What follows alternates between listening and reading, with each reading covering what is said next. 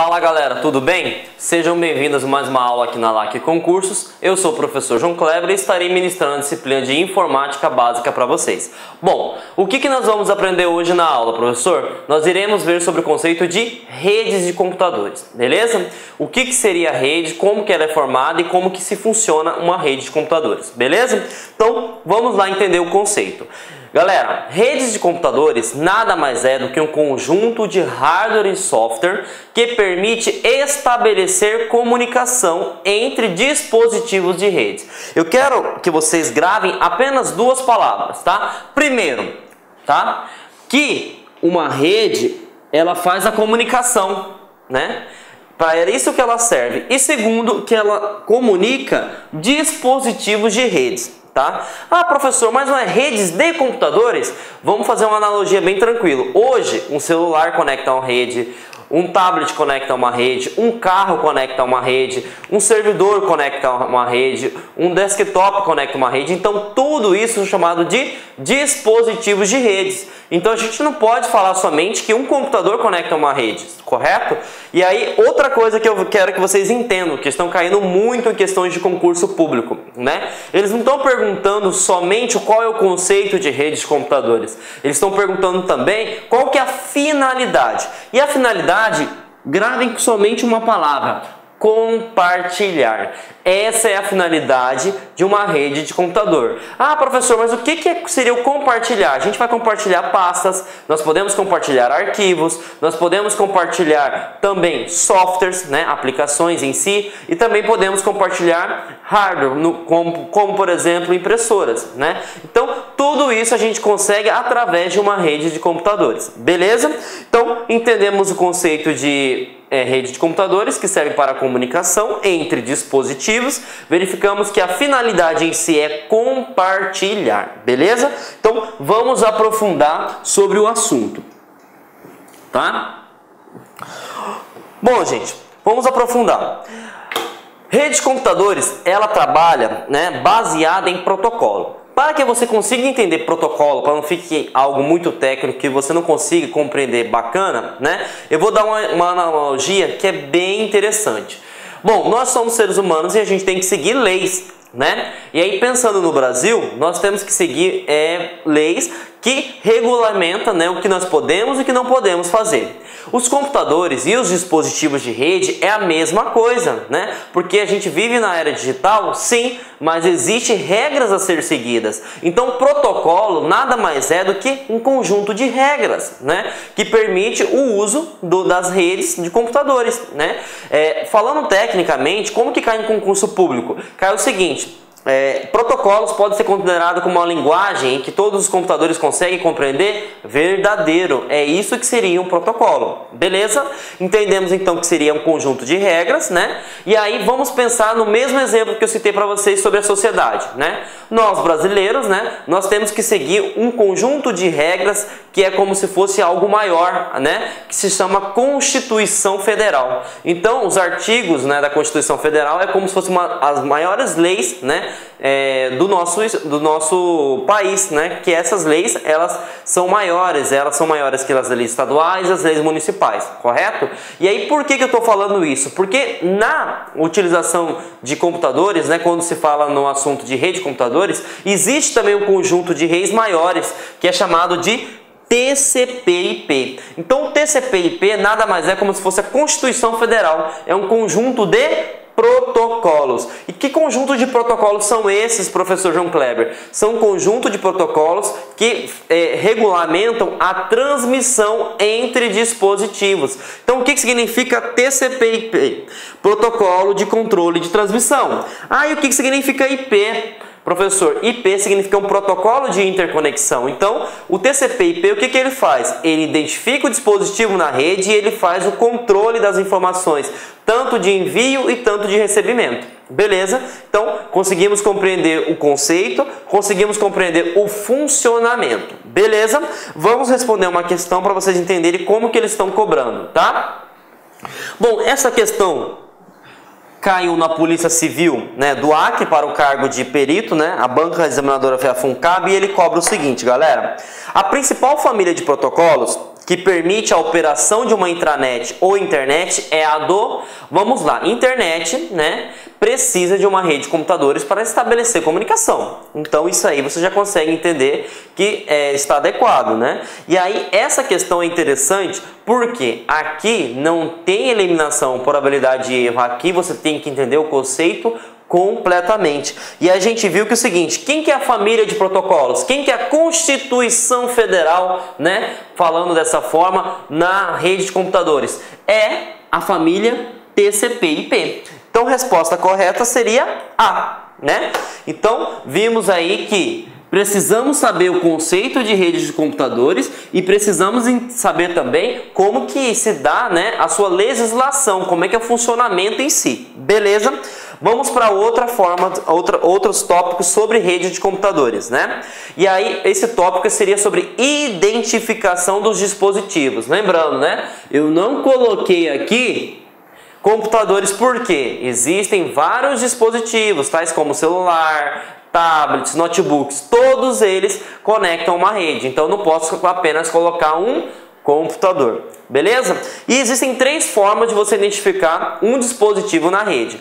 Da mesma forma que eu posso identificar você que está me vendo agora pelo seu nome, pelo seu CPF e pelo seu RG, os computadores também podem ter várias nomenclaturas para fazer sua identificação. E quais nomenclaturas são essas? As nomenclaturas são o seguinte: hostname, eu posso identificar pelo IP ou eu posso identificar pelo MAC address, tá? Ah, professor João Kleber, por que você é chato e coloca só palavras em inglês? Porque, infelizmente, bancas tais como CESP, tais como FCC, tais como FGB, cobram em inglês. Então, vocês têm que estar preparados, né? Claro que eu vou falar também como que poderia ser cobrado em português, tá? Então, o que seria hostname? Hostname é como se fosse o nome da máquina. Por exemplo, todo dispositivo tem o nome da máquina. Quer ver um exemplo? Você tem um smartphone, correto? Quando você tem um smartphone, você pode fazer uma ancoragem ou você pode enviar um arquivo sobre Bluetooth e aí você coloca o nome que você gosta no seu aparelho, porque ele padrão vem com o nome, né? Vamos supor que você tem um celular Samsung e vai vir o nome Samsung e o modelo dele, né? Ah, mas eu não quero que seja Samsung, eu quero que seja João Kleber. Eu vou lá, altero o hostname do computador. Beleza? Então o hostname é o nome da máquina. E eu trouxe para você o seguinte, ó, o nome do computador do professor João é João-Node, né? Então isso é uma forma de identificar um dispositivo na rede. Segunda forma, pelo endereço IP. Tá? O endereço IP é algo lógico, né? Assim como o nome da máquina também é algo lógico, tá? O que é algo lógico? Você consegue visualizar o nome, você não consegue tocar, por exemplo, né? Você, por exemplo, pode alterar o nome, a nomenclatura do jeito que você quiser, né? E aí, uma coisa interessante, por exemplo, eu não quero mais João Kleber, eu quero colocar, por exemplo, LAC Concursos, eu posso? Eu posso alterar o meu hostname. Eu posso alterar o meu IP também, professor João Kleber? Pode. Por exemplo, um tal momento seria 192.168.1.1, em outro tal momento poderia ser 1.2 e assim por em diante, tá? Então, o IP quanto o hostname podem ser alterados, tá? Uma coisa importante que estão cobrando agora em questão de concurso público, tá? Sobre a questão das versões. Professor João Kleber, o que seriam essas versões? Hoje, atualmente, nós trabalhamos com 2 versões de IP, né? Lembrando que IP é um protocolo de interconexão, né? Que versões são essas? Nós temos a IPv4 e nós temos a IPv6. Professor, por que nós trabalhamos com 2 tipos de IP? Porque é o seguinte, gente, no final de 2013, acabou os números de IP. E aí o que acontece quando acaba o número de IP? Simplesmente não poderia mais colocar dispositivos na rede. Significa o seguinte: todo mundo já tem um IP. Acabou, você não pode comprar um outro celular. Por quê? Porque ele já é um IP e não tem mais IP disponível. Então, por isso, né, que criaram uma nova nomenclatura chamada de IPv6. Tá? Esse IPv6, né, ele é baseado em hexadecimal, né? Aí é uma questão até para curiosidade. Para vocês terem noção do tamanho que é essa versão IPv6. Imagine o planeta Terra, certo? O planeta Terra. Agora imagine você colocar um IP do lado do outro 7 vezes no planeta Terra. Este é um número que hoje nós podemos administrar. Então os cientistas dizem que não, mas vai haver necessidade da gente gerar uma nova versão, tá?